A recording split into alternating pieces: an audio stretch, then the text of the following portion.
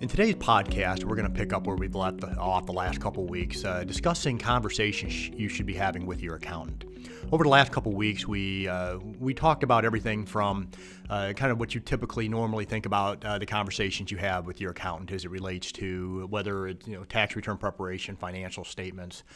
Kind of went into the next level as we talked a little bit about cash flow and got into some trending and talking about future planning, et cetera. And today we're going to pick up the last kind of four areas that I'm going to identify as far as in potential areas that you may want to have a conversation with your accountant. For a lot of for individuals, they may have an accountant where they just simply stop by their office, or in this day and age, just provide the information virtually, and just looking for a tax return to be produced. For I know in my firm, and I know for most business owners, they're looking for more from their accountant. And accountants are busy, just like most professionals are, and sometimes we can get into a mode of just wanting to just produce whatever the customer essentially or the client is looking for. But as an accountant that really wants to try to bring value and take it to the next level, we really do want to see our clients succeed. And in order for us to be able to truly to try to bring the most value that we can to a client, to really kind of help them to get to where they're wanting to go, it really does require a lot of communication, and beyond that, just a lot of work. And so today, gonna just talk about, like I said, the last kind of four areas, and first that being really just taking a deeper dive into your KPIs. Of course, I'm in different masterminds, and a lot of times, even listening to other podcasts, you hear this term KPI being brought up. And this last weekend, I was in a local, very large retail store. And as I was walking through, approaching the checkout line is kind of the trend nowadays in the retail establishment. You walk into a Walmart or a Target or a Meijer or whatever it is. I mean, they have built these 20, 30 checkout counters, and now as you kind of begin approaching the checkout counters, they'll have like one of the 30 that's actually occupied, or two of the 30, and then there's 30, 40, 50 people in line to get pushed toward the self-checkout. And for somebody like myself, I don't like going shopping to wait in line to buy something. So unless I actually have to go into the store, I would rather just go to Amazon. Now, some people, I guess they don't mind it. But somewhere along the lines, somebody had a conversation in regards to taking a look at their KPIs, whether it's a key performance indicator, a key process indicator, and they took a deeper dive. So they took a look at it and made this determination of, okay, well, we can hire less people and still get the same amount of work done. Okay. Now, at some point, somebody took a look at that information and I assume had a conversation in regards to this is what the process now is going to look like. And so when you take a deeper dive into the KPIs, in this particular example, they were trying to determine how many people do I need to hire in order to be able to check out X number of people. Now, there was a day and time where you go into a retail establishment, and it was even a marketing effort out there to where if we see more than X number of people in line, we'll open up a new register. And their point was to make it as easy as possible for basically to take the client's money or the customer's money, and to get them on the rest of their day, to try to make that shopping experience enjoyable. Okay, and so that was a determination they made, and at that point your personnel cost was higher. Okay, now they want less personnel and they would rather inconvenience the customer, and of course that experience isn't nearly what it used to be. But that being said, that whole entire process was taking a deeper dive into the KPIs. It wasn't simply just identifying for every 25 customers we need to hire one more person, or whatever that determination was. So they took a deeper dive into, okay, this is really what these numbers mean, and then they end up with these either or scenarios. So they decided they're going to make a trade-off. We're going to decrease our customer experience, but it's going to allow us to decrease our cost, and then hopefully they find that they either end up making the same or more on the bottom line. we'll see in the long term what happens. I think now more people are going to Amazon, and as I would, I'd rather go just to Amazon and wait a day or two than have to go and stand in a line of 30, 40, 50 people to check out something myself. And I do miss some of the kind of the customer experience that we used to experience in retail. So conversations with your accountant. First, a deeper dive into your KPIs. Secondly, a use of the accountant's network for solutions. And whether we think about succession planning, exit strategies, estate planning, business planning, tax planning, all these different types of areas that I haven't necessarily touched at all, but should be areas that you're having conversations with your accountant on.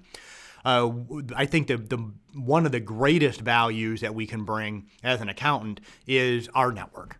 We have a very vast network. Literally, I would say the past 10 days, there has not been a day that has gone by that I haven't made a connection.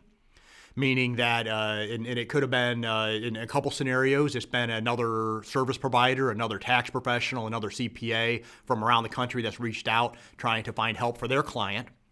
Or in the alternative, I have made the connection with somebody that I work closely with. They're not an employee. They work in they have their own business, maybe in a complete different industry, but there's a problem that we're trying to solve. And you probably heard this line over and over and over again. I have a good friend that I think states this every time on his podcast. But your network is your net worth. And many times it isn't just your network; it's the network of those that you're connected with. So it's the network of those in your network. And so many times when you're trying to get a problem solved, for example, you're trying to do some succession planning. Okay, it's really good to have an attorney that specializes in that. You may not have that connection, but I promise you your accountant probably does. You're trying to work through an exit strategy. You're working on your business plan. Maybe you're working on processes in your business, and you're having some struggles there trying to figure things out. Good conversation to have with your accountant. They can probably help you with some of the processes on the financial piece in your business, but in other areas you may need some help. And so having that conversation with your accountant and leveraging his network inside of your business to be able to help get your business to the next level or to reach those desired goals that you have for your business. Next, making sure if there's any sort of plans of any sort of mergers, acquisitions, expansion into new product line, into new service lines, or even into new territories, that you're having that conversation with your accountant. Many times we've seen that a client will come to us and said, by the way, I have somebody who's interested in buying the business. I've been putting some feelers out there, and this is kind of what we're planning on doing. This is the price tag we put on. This is what we're talking about. And so they've kind of taken 2 or 3 steps ahead without ever having a conversation with us. And then I look at them and said, well, now we're going to have to try to figure out what we're going to do from a tax scenario. If we would have just done X, Y, and Z, we potentially could have saved a lot of money.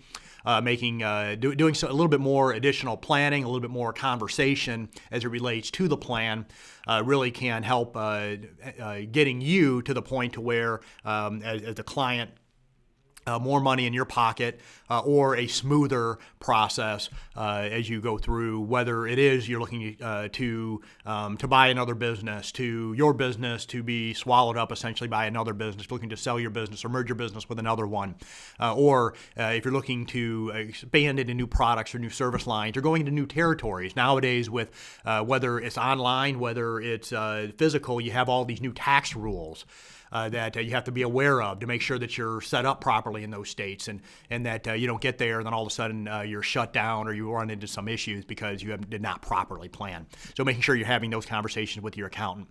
And lastly, and kind of maybe the most maybe unexpected, would be to just kind of have those personal and professional type conversations with your accountant beyond just those things that you normally would have.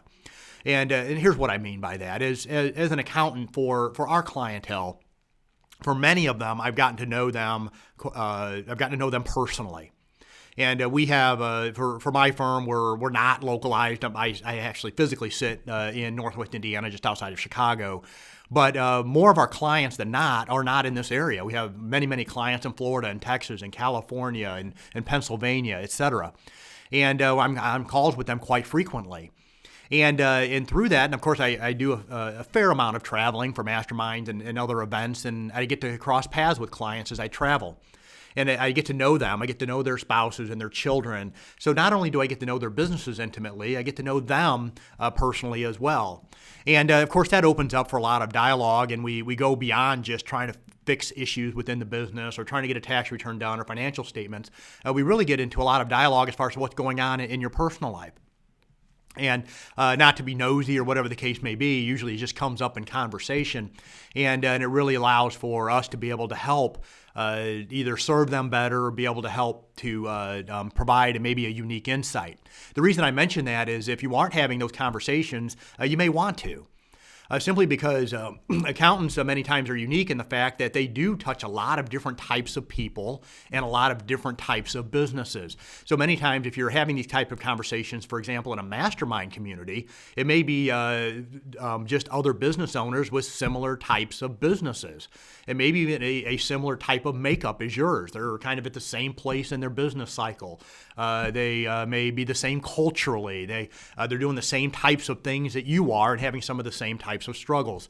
So many times you're able to have those conversations with your accountant. They maybe you're in the retail area, but they deal with a lot of clients have a lot of clients in say in real estate or in the wholesale sector or maybe in the government or nonprofit, and so they're having these types of conversations that brings different types of insight and to be able to maybe help bring a different type of a perspective to you, whether it's personally or professionally, than you may not get otherwise. I appreciate you taking a few moments to listen in once again today. This is Josh Belk with the Belk on Business podcast. Hopefully this podcast did bring some value to you. If you haven't already, I would encourage you to subscribe. Hope you have a wonderful day.